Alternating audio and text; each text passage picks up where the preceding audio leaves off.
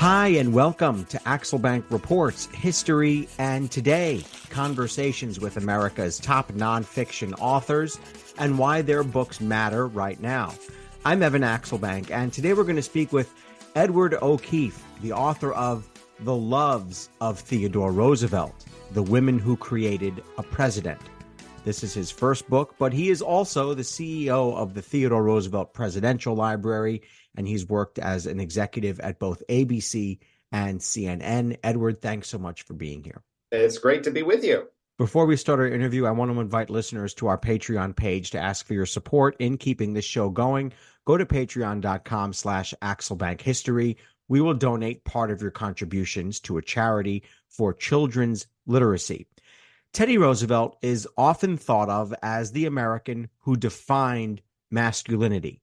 Not only was our 26th president loud and imposing, he was brave enough to go to war, to drift down the river of doubt, wrestle an ox even. He insisted on being a so-called gentleman while he remade the federal government.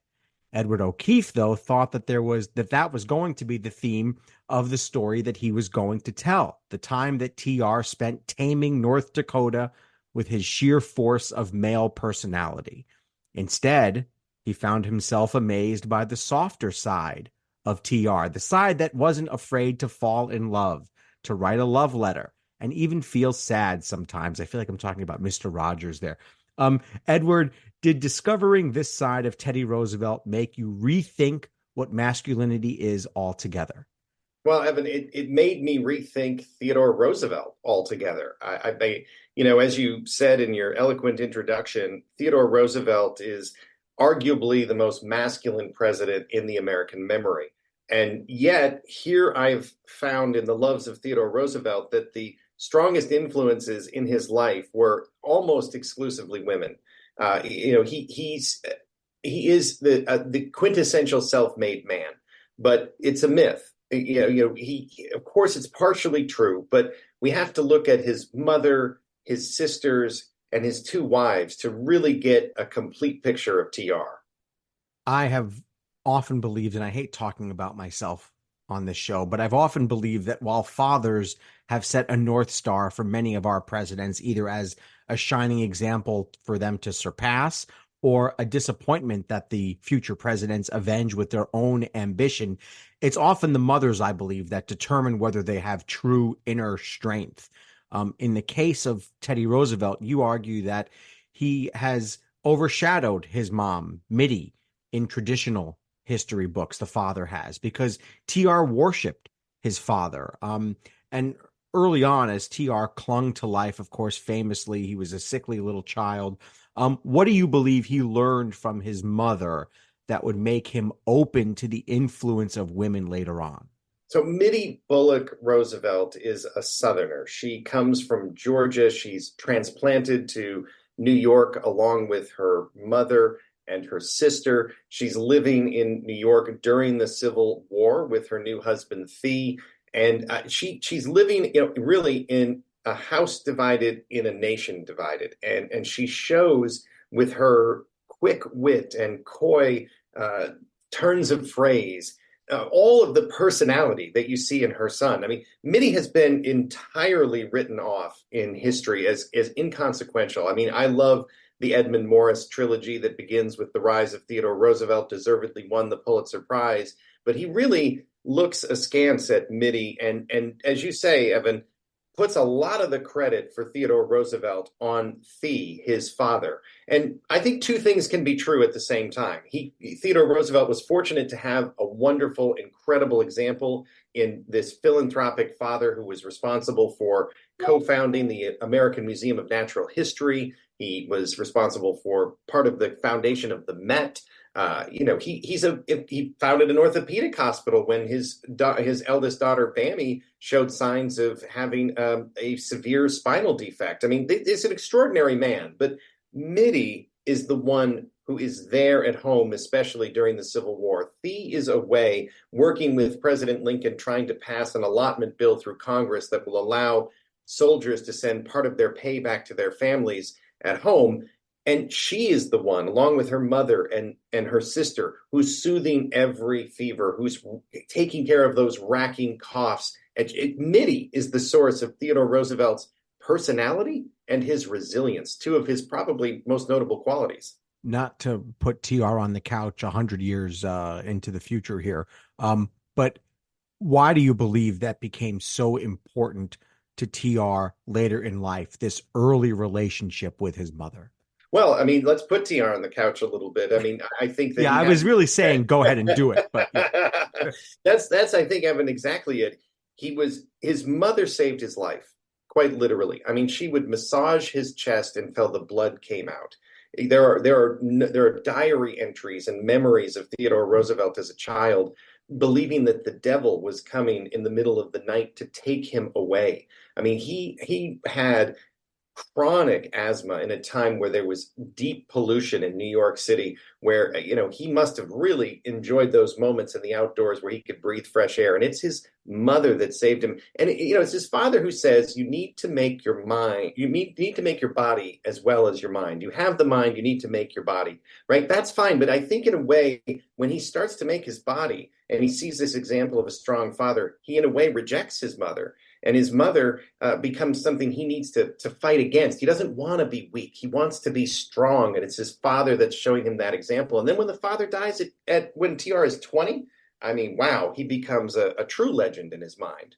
What do you believe was the relationship between Mitty and Thee, and what did TR observe about that relationship? I guess before he became TR, he was just Theodore at the time. Right. So I, in the writing of the Loves of Theodore Roosevelt, I came across 11 new letters, including one that is the oldest known letter to exist from Thee to his son, December 31st, 1861. This is the height of the Civil War. Thee is in Washington, D.C., and he describes having emerged from the White House, having just met with President Lincoln.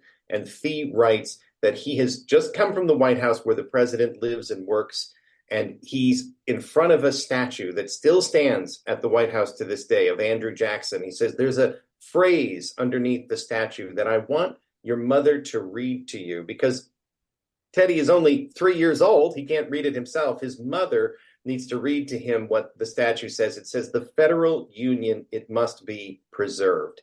And of course, he's needling his Southern wife a bit. She's got two brothers who are fighting for the Confederacy and has forbade him from fighting in the Northern Union cause as well.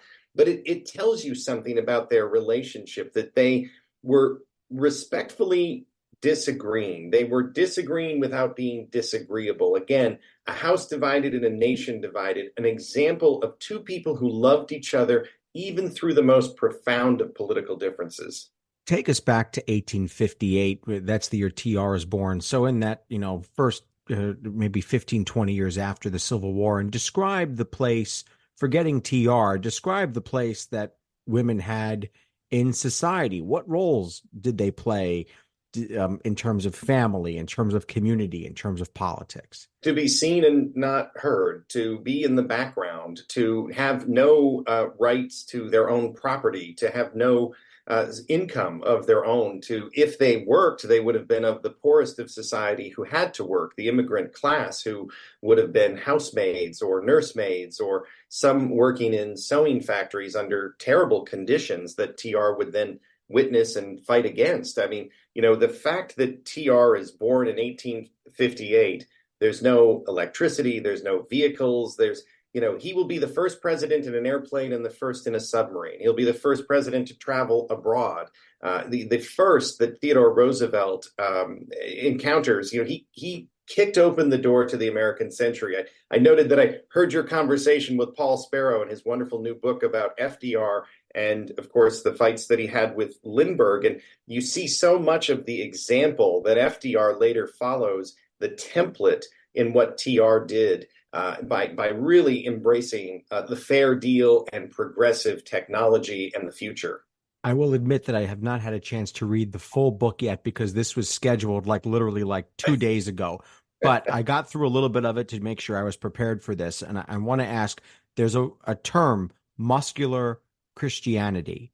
Explain what that is and how this influenced the Roosevelts? Evan, that's a great question. So muscular Christianity is a form of Christianity that becomes very popular, particularly amongst the most elite in Victorian and Gilded Age society. Theodore Roosevelt, TR's father, was a practicing muscular Christianity. It basically it saw that the depictions of Jesus Christ would become more muscular, more beefy, would imagine that as the society is moving from an agrarian to an industrial culture, that there is a strength to be gained by a sound body and a sound mind. It begins to connect the spiritual concepts with the physical well-being of a person and encourages a much more, this is the advent of, say, the YMCA. YMCA's come into existence at this point. So it's really connecting physical, virile, strenuous health and life with the practice of Christianity. And how did that influence the way the Roosevelts practiced daily life? Well, exactly. So, again, it's to whom much is expected, much is required. And Thee will famously challenge his son to make his body as well as his mind. He knows he has the mind, but he needs the physical strength to really succeed in life. All right. So one thing that I love about the relationship between Edward O'Keefe and Teddy Roosevelt is that Edward O'Keefe is a son, a native son of an area that Teddy Roosevelt influenced greatly. And it appears that being surrounded by all this TR lore became a lifelong obsession. I mean, I don't want to put you on the couch, but it appears that that's what happened. And I think you admit to it early on in your book there. Explain life growing up in North Dakota. Does every kid growing up there just love TR? Evan, I graduated from Red River High School, home of the Rough Riders. This was preordained. You're in Tampa Bay. I mean, you feel this is where they embarked to Cuba on the Spanish I've done War. I did like an 8-minute story for the news station I work for that featured the whole story of TR in Tampa. I do love that, by the way, he hated the nickname at first. He thought, they were trying, you're in the news media, you understand. They tried Teddy's Terrors, the Teddy's Tarantulas. They had all kinds of names, and then they came up with Rough Riders. And he said, please don't call us that. It invokes a hippodrome. He thought it made them sound like a circus act. But when it got popular, when it caught on in the press, he knew, I better not resist this. It's too good to be true. We're the Rough Riders. So when you're growing up in North Dakota, look, you got Peggy Lee, you've got Lawrence Welk, maybe Phil Jackson. We don't have we have a surfeit of heroes, and Theodore Roosevelt is the one that I chose, or I guess he chose me. And yes, I might have taken it a little too far.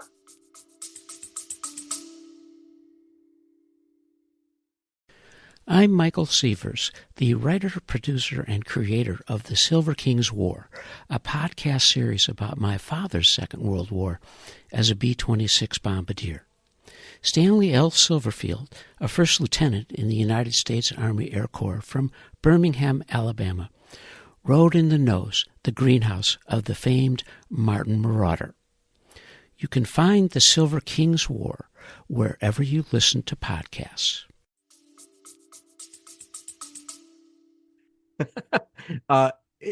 Is everything there named after him? And do the people of the Badlands, this is a more serious question, do the people of the Badlands truly understand Teddy Roosevelt in a way that best honors his legacy? I'd like to say, Evan, that when you're in the East, you can really feel a sense of Theodore Roosevelt's ghost. When you're at Sagamore Hill or the boyhood home in New York City, you feel as though you're in a place where he lived and he could bound down the stairs at any moment. When you're in the West, when you're in the Badlands, you feel Theodore Roosevelt's spirit. I mean, he came to the Badlands, 65 million years of geologic history. He writes that it looks as though Edgar Allan Poe would write. He was at his most downtrodden. He's depressed. He is unsure where he's going to go with life. And nature is his healer and classroom. He finds the resilience and the ability to move on, a quality, again, that he learned from Mittie, his mother, which is vastly misunderstood. Just coincidentally, FDR happened to be the episode with Paul previous to this one, and now we're talking TR with Edward O'Keefe, he mentioned an unbelievable number of resources that were at his fingertips. And one wonderful thing about the Roosevelts is they wrote and wrote and wrote and left behind reams and reams and reams and millions of reams, probably, of paper. What were your sources for this? How many love letters are there? How much writing could you find on TR and the women in his life? Well, Theodore Roosevelt's record is spread to the winds in probably 70 different institutions, probably Harvard being the foremost among them. I mentioned I was fortunate in the writing of the Loves of Theodore Roosevelt to come in contact with 11 new letters. Greg Wynn, the president of the Theodore Roosevelt Association, happened to open a safe that hadn't been opened since 1954, and Harvard called the discovery the greatest single discovery since Theodore Roosevelt's death in 1919. And these are letters that fill in a gap in the story that we didn't know. They're from the Elkhorn. There's that first letter that I talked about from Thee to his 3-year-old son. And then, Edmund Morris and David McCullough, who wrote some extraordinary books almost at the exact same time in the late 70s and early 1980s, did not have access to the 24 love letters that exist between Alice Hathaway Lee and Theodore Roosevelt, and they're extraordinary. They fill in a huge part of the missing piece of the puzzle, where we can see Alice is really a progressive Boston Brahmin, informing Theodore Roosevelt's views on suffrage, equality, any number of reform-minded issues that will later become the hallmark of TR. So, I was fortunate to have those that came before me and to find some new discoveries and some new information that hasn't been out there before. Is it motivating and or intimidating to go through all of this paper?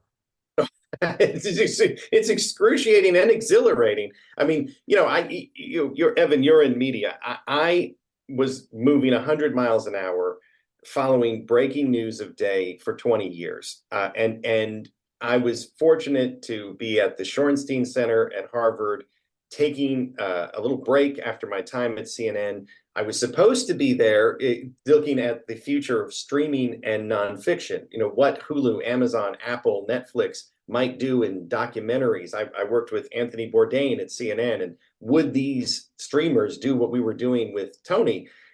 Secretly, I was sneaking away to the Houghton Library. I was spending time in the 20th, 19th century, poring over these letters, and I couldn't believe what I found. I knew, of course, and admired Bammy, Connie, Mitty, Alice, and Edith, mother, 2 sisters, 2 wives. But when you read the letters, you realize, wait a second, these individuals, these women, were his strategic advisors, his press secretary before the role existed, his counselors, his trusted, most reliable sources of advice. And that story had never been told in a complete book. I thought, this, as a journalist, I had an instinct, this story needs to be told. It's time they come out of the shadows. And you profile 5 women, and I promise that we're going to get to all 5. I have one more question, though. When you pick up a letter written by the man himself, Teddy Roosevelt, indisputably one of the most legendary figures of American life, and you analyze that letter and you look at the handwriting, does it suggest to you lover? When he writes words like nothing, whatever else but you to Alice, it suggests lover. He's more emotional than you might expect. And how was the handwriting itself? The handwriting is incredibly controlled and beautiful. You can read everything that Theodore Roosevelt writes, whereas you compare that then to the handwriting of Alice, which is loopy and cursive and flowing and almost exotic. Theodore, in his later years, will write what he calls posterity letters to his children. He knows that he's a historically important figure, and suddenly the letters have the tone that perhaps these might be remembered in future years. But the letters that he wrote to Edith and the letters that he wrote to Alice, he didn't necessarily know were going to be preserved by history. In fact, Edith burned, his second wife burned a lot of letters before they could be preserved for history. So what we have are really crucial to our understanding of this emotional side of TR. Fascinating. Anna and Corinne, his 2 sisters, what were the norms for how siblings got along in the second half of the 19th century? Not like this. I mean, if this were the norm, then we would have produced a lot of Theodore Roosevelts in American history. I mean, I am blessed to have a wonderful brother, an incredibly supportive sibling, but Bammy and Connie, Bammy is, in TR's words, a feminine atlas. She carries the world on her shoulder. She does everything for TR. Actually, it's Alice Roosevelt Longworth who will say that if Bammy had been a man, that she, not Theodore Roosevelt, would have been president of the United States. And none other than Eleanor Roosevelt agrees with that assessment. I've got questions about her, but first, Anna, the big sister, key political strategist, you say RFK to JFK. Oh yeah, same person. You said she should have been president. FDR agreed with that. How did she learn politics, given what you said? They are to be seen, women are to be seen and not heard at that time. Yeah, I mean, Bammy is the older sister. So she's born in 1855. Theodore, as we mentioned earlier, is born 3 years later in 1858. She too learns from the hand of her father and mother. She is showing an example of resilience at an early age. Her father was involved in many political battles, including the one that really stressed him toward the end of his life, and saw that example of not just muscular Christianity, but again, that philanthropic spirit. What's interesting about Bammy is she seems to have a better judgment of characters. She seems to really know who's who and who TR needs to meet and why. I mean, she is the one who will eventually have the little White House in Washington. And she's the one who will make the introduction that leads to TR becoming Assistant Secretary of the Navy. I mean, you almost can't find a decision that TR made that isn't somehow related to Bammy. I mean, he consults her on everything. They exchange letter after letter. And when they can't exchange letters, they talk in person about all the major decisions of his presidency. And that just hasn't been revealed. Hundreds of letters? Thousands over there. Thousands of letters. Thousands of letters. I mean, she published several of their letters shortly after his death, but she self-edited. And, she kept her letters to him under lock and key and destroyed a lot of them, again, so that the perception would be that TR did this alone. She didn't want any of the credit. I'm not entirely sure that Bammy would be very happy that I've written this book, because we're taking her out of the shadows and revealing that it wasn't all her brother and his incredible genius that made his presidency possible. Trust me, she's happy. I promise. The nicknames are the nicknames are killer, by the way. I can't. Everyone's got a nickname. I'm sorry. No, not your fault. I mean, short for Bambina. I'm yeah. Not your fault. Corrine or Connie, the youngest sister, you say the confidant, the emotional sounding board, even a press strategist. They took advantage, you say, TR and Connie, of the built-in misogyny. How brilliant, to the point where TR said she was his co-governor. Yes, right. I love this story. So Connie is coming into New York for breakfast with the political leaders and the political bosses, Boss Platt in particular. And Boss Platt would come in, they'd have this enormous breakfast, and then he'd say, "All right, everyone, clear out. I need some time with the governor alone." And Theodore would say, "Well, surely Connie, my sister, can say, I mean, she won't be, what consequence would having a woman in the room make?" And she would knit or sew in the corner, and she heard everything. And Theodore said at the conclusion of his governorship in New York, "Haven't we had fun being governor of New York?"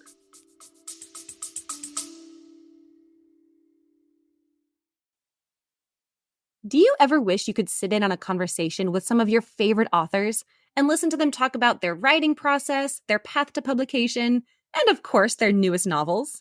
Hi, I'm Marissa Meyer, best-selling author of The Lunar Chronicles, and I would love for you to check out the Happy Writer podcast, where every week I talk with other writers about books, craft, inspiration, and how to bring a little more joy into our lives.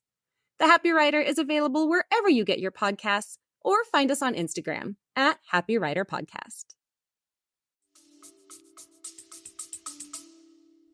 I mean, that is unbelievable. I mean, how did this story stay secret for so long? I've read dozens of books on this guy. The legend of the self-made man is irresistible, right? I asked Kathy Dalton, Dr. Dalton, who wrote a single volume biography of TR. She studied TR for 40 years, got her PhD, and wrote her senior thesis about TR. I asked her that question. I said, how has this not been revealed? And she instantaneously, without missing a beat, said, time. People were not willing to understand Theodore Roosevelt as anything but the product of his own will. And I just think that now we are at a point in history where we can look at our heroes and say, I appreciate them, I understand them more if I know they needed help.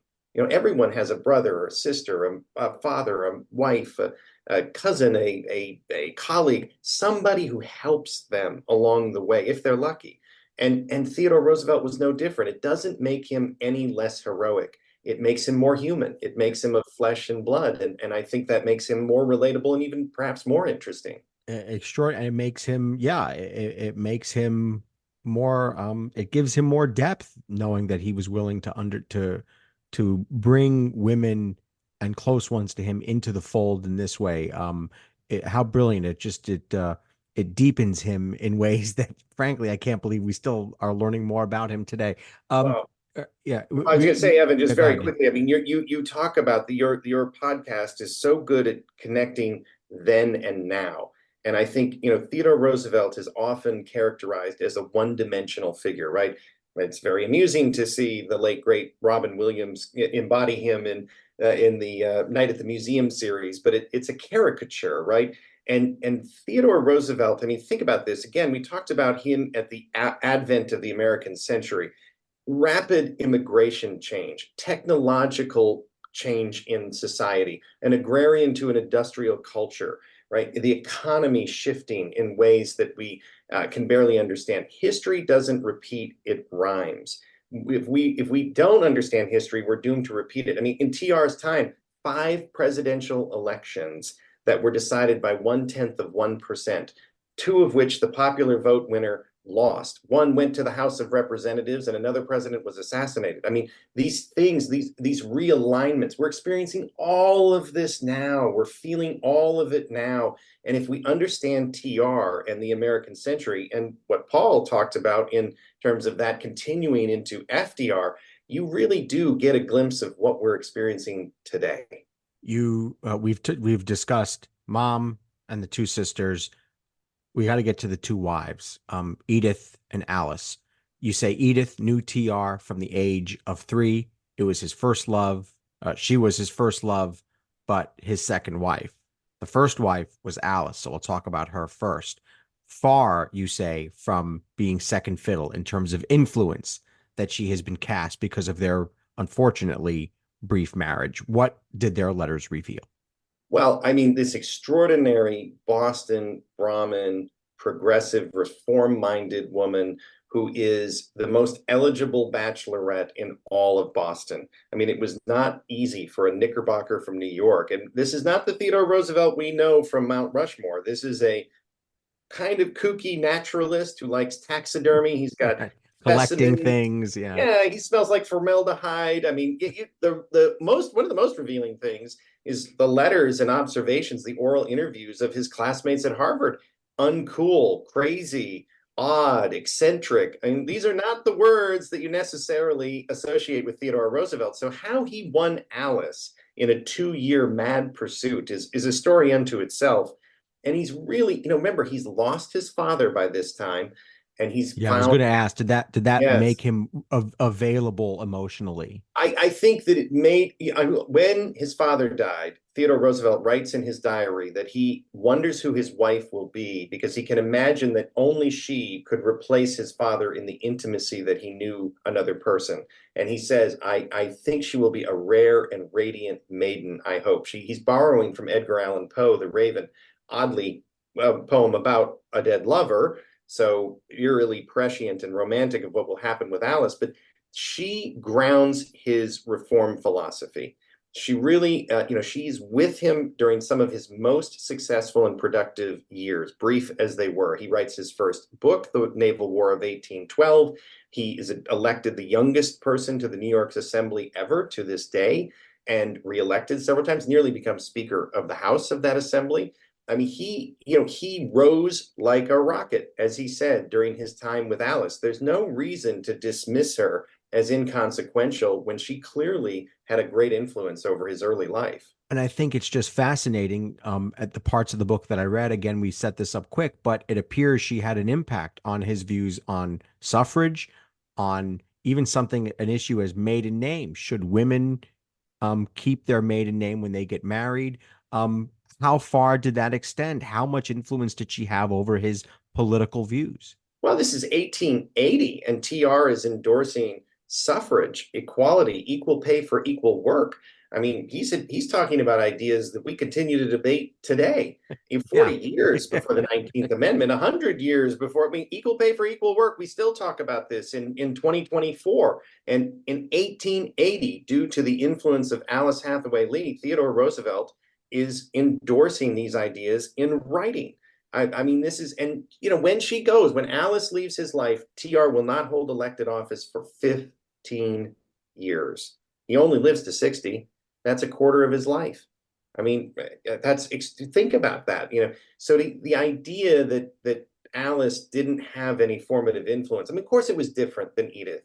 You couldn't find two more diametrically opposite women on Earth, but she had an influence, and she did provide some valuable insight to this incredible person.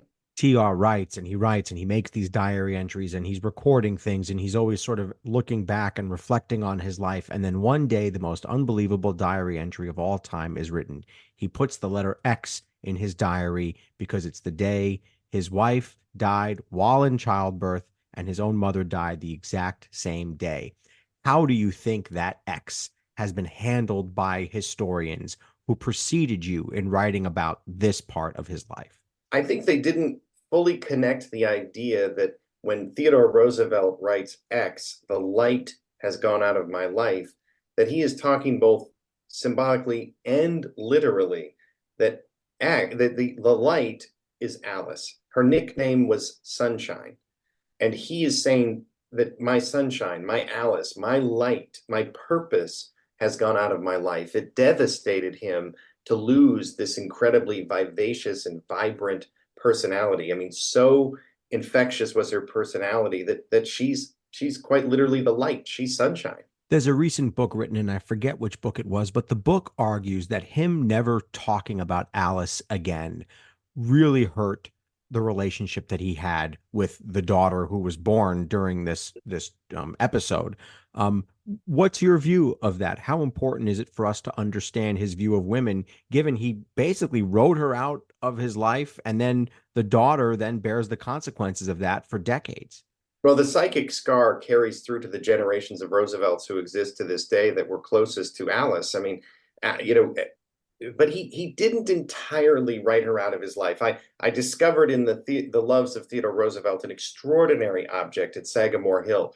After the death of Alice, he cut a significant lock of her hair, hid it in a keepsake I can only describe as some akin to a Tiffany box, but in velvet and felt, and put photos of Alice inside and hid that box from Edith for the rest of her life. I mean, I think that I never knew that. I've read dozens of books. Maybe I read it and missed it, but no. It's I mean, and we unmistakably know that it was TR because there was a note with the hair that said, "The hair of my wife, my sweet wife Alice, cut after death." In that handwriting, you cannot mistake it. Yeah, it's his, Roosevelt's right. handwriting. So I think the emotional pain was so deep, he just submerged it. He couldn't face the fact that he had lost this incredible love. And Alice, the daughter, will later say that Edith never forgave him his first marriage. And the relationship between Edith and Alice, the daughter, her stepdaughter, is very acrimonious at times. It's a very pained relationship. Alice really credits Bammy, the older sister of TR, with being the guiding light in her life. And so it's hard. I mean, on one hand, Theodore Roosevelt abandoned his child. I mean, he was gone for 3 years and gave her to Bammy to take care of. Now, he goes and lives a strenuous life and recovers, and that's what he needed. in order to become the person he could become for the whole country. But it's a pretty tough story. You know, if you know that, if you're aware of that as the daughter, you'd always have this feeling that you were not entirely welcome in his life. And they do reconcile. I mean, she plays a critical role in the 1912 campaign. I talk about that and their formative relationship. And I think, you know, Alice Roosevelt Longworth, one of the great characters in American history, right? She's got a snake, you know, Emily Spinach, because she doesn't like her Aunt Emily and she doesn't like spinach. You know, Theodore Roosevelt famously says, I can either run the country or I can control Alice, but I cannot possibly do both. I mean, she is just, and wow, what a figure. And then think about this, Evan. She's the only living descendant of Alice Hathaway Lee and Theodore Roosevelt. So how would it be possible that Alice was inconsequential, right? This vivacious personality, this infectious intelligence, this incredible wit and charm in Alice Roosevelt Longworth.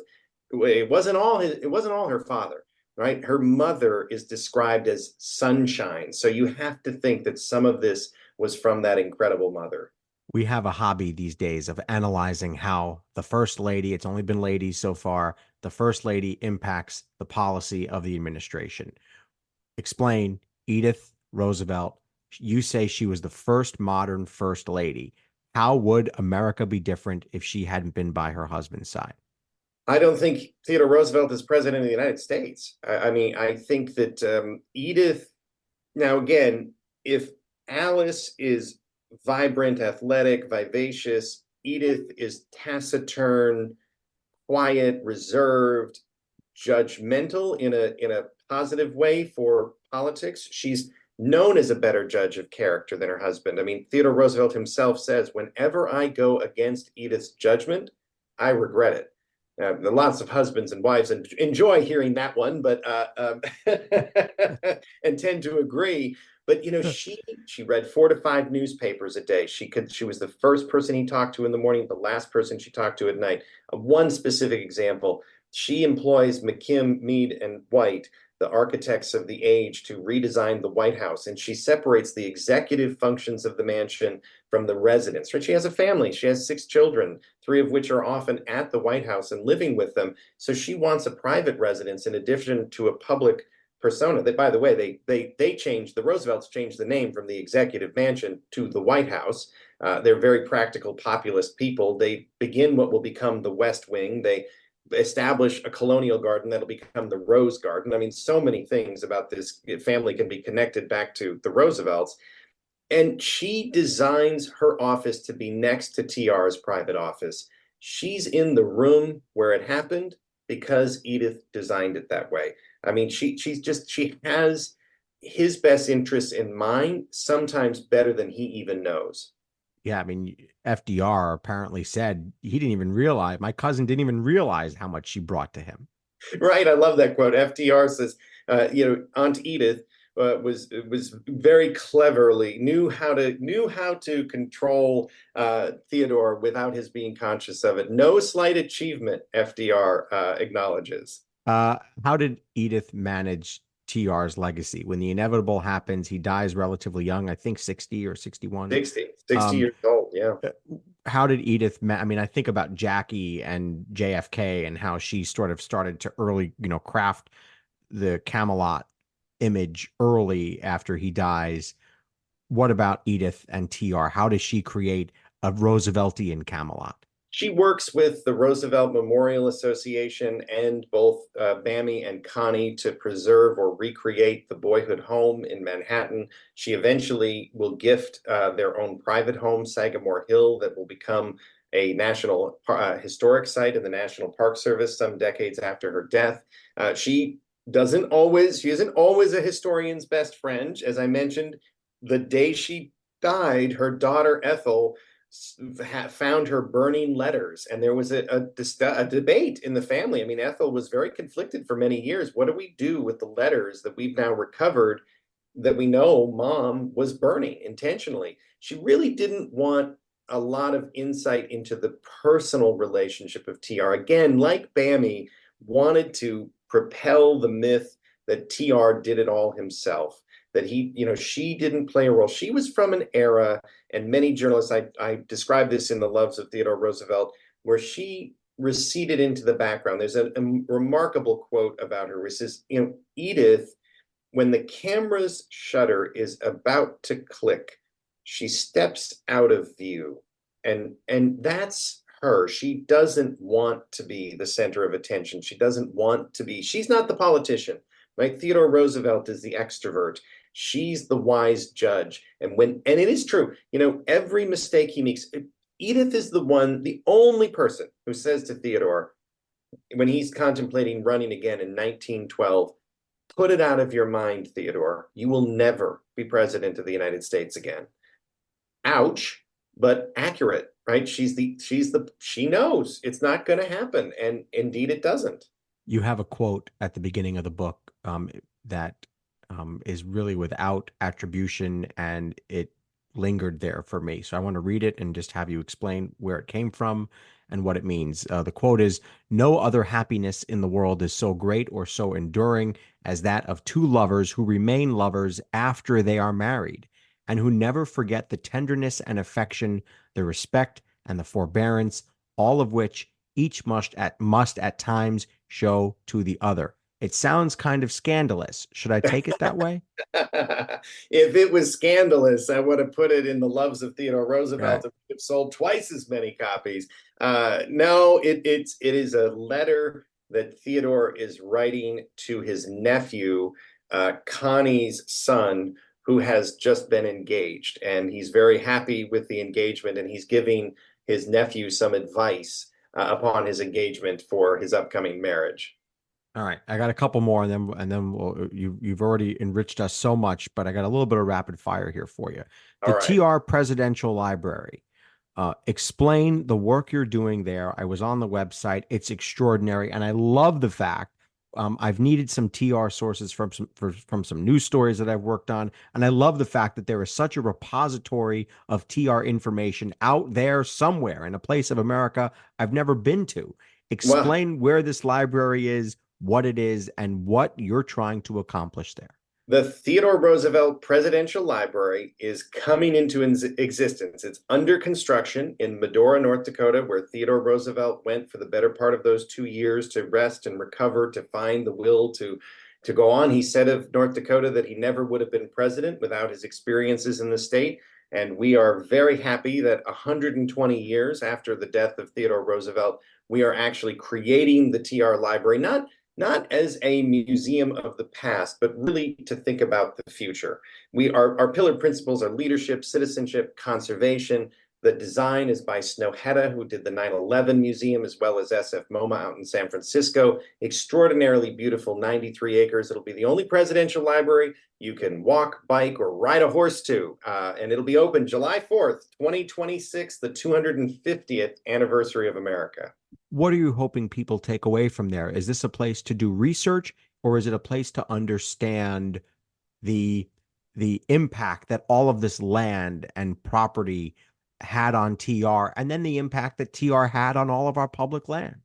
I think the idea is the TR Library is about you, right? That famous speech in 1910 at the Sorbonne, where he says, it is not the critic that counts, it is the man, and now we would say the woman, in the arena, right? In the arena encapsulates Theodore Roosevelt's philosophy. He believed that you had to fight for what you believe in, that you had to put country above party, and you had to try to be the change that you wanted to see in the world. And so the Theodore Roosevelt Presidential Library certainly is a celebration of conservation and sustainability. It's an incredibly architecturally beautiful place. It's right next to Theodore Roosevelt National Park, the only park named for a person or a president. So you can come with your families and enjoy nature just like TR did.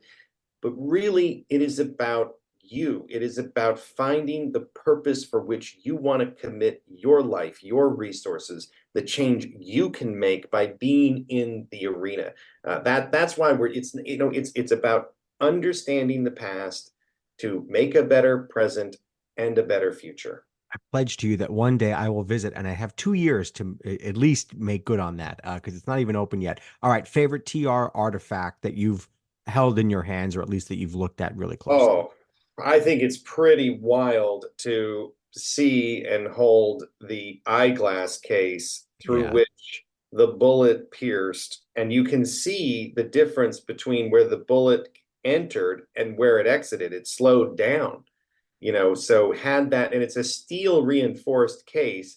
Amazingly, the manufacturer, the eyeglass company, the Opticare company, is still in business. So you can visit them in New York City, and that's a pretty, the blood on the coat is pretty impressive. I mean, he was wounded Yeah. very I mean, that's seriously. That's insane. probably the most visceral. And you've actually held this in your hand. Yes, it's amazing. That artifact is on display at the Boyhood Home, and there's pieces of the speech because he had the double folded speech. I mean, there's a lot of objects. I think, when you're holding a letter that he's written, those love letters with Alice. I mean, it was spine tingling to see the emotion that they express between each other, and to be in his home. Sagamore Hill is preserved so well. See, I could go on. Yeah, There's I need to many visit objects that I'd because love to. it's in New York. I'm from New York. I got to just make a trip over there. Have you Absolutely. found book writing as satisfying as broadcast writing? Not to Well, put you on the spot, but I I, am. I Second have to time. say, Evan, I think you'll appreciate that my entire life for 20 years was condensing things into the shortest amount of time possible. Right They're now. like, good news, you get 40 seconds. You're like, whoa, what am I going to do with 40 seconds? I mean, that's an eternity. So to stretch it, let's just say my editors are patient as Job, because there were many early drafts. So they're like, expand it a bit. Give us a little bit more here. So it's very satisfying, but it's extraordinarily, it's different. It's very Yeah. different. I'll tell you my trick. I go up to my producer and I say, I've got 215 here. And they go, what? And I go, actually 140. And they go, oh, okay. All right. Yeah. All That's right. how I do it. That's perfect. That's great. All Yeah. right. I want to ask about the women who influenced you quickly. At the beginning of the book, it says for Allison. Who is Allison? Allison is my beloved wife of 18 years. We have two wonderful children. She is the one who put up with me when I took nights and weekends and every opportunity to write the drafts of this book. I have an extraordinary mother who, I say in the book, when, a boy can do anything with a mother like you, and that's so true. I owe a debt of gratitude to the extraordinary women that I mentioned, Kathy Dalton, Betty Caroli, who came before me and did some of the pioneering work on TR and especially his relationship with the Roosevelt women. I think, like everyone, there are just a cadre of amazing people in your life that come in and help you when you need it. And I'm very fortunate that the women in the arena for me, my editors, both women, Priscilla Payton and Megan Hogan, it's everywhere I look, there is a woman in the arena for Edward O'Keefe. Do you think you'll do this again? Is there another book in you? I have ideas. I mean, when you get down these rabbit holes and then you want to keep going, but you can't quite get this. The editor says that doesn't have anything to do with this. Take it out. So I would love to do it again. I think I'm going to enjoy this for the moment, but I would love to do it again. Edward O'Keefe, the author of The Loves of Theodore Roosevelt, The Women Who Created a President. Thank you so much for being here. Evan, it was a true pleasure. Thank you for what you do. Check out the book and the TR Presidential Library website also at trpresidentiallibrary.org. He is on the website formerly known as Twitter at Edward O'Keefe. I want to invite listeners to our Patreon page to ask for your support in keeping this show going. Go to patreon.com/AxelBankHistory. We will donate part of your contributions to a charity for children's literacy. And thank you for listening to Axelbank Reports, History and Today, conversations with America's top nonfiction authors and why their books matter right now. Check us out on Facebook, Twitter, and Instagram at Axelbank History. We update those with clips from the show, guest announcements, and book recommendations. We'll see you next time. Thanks.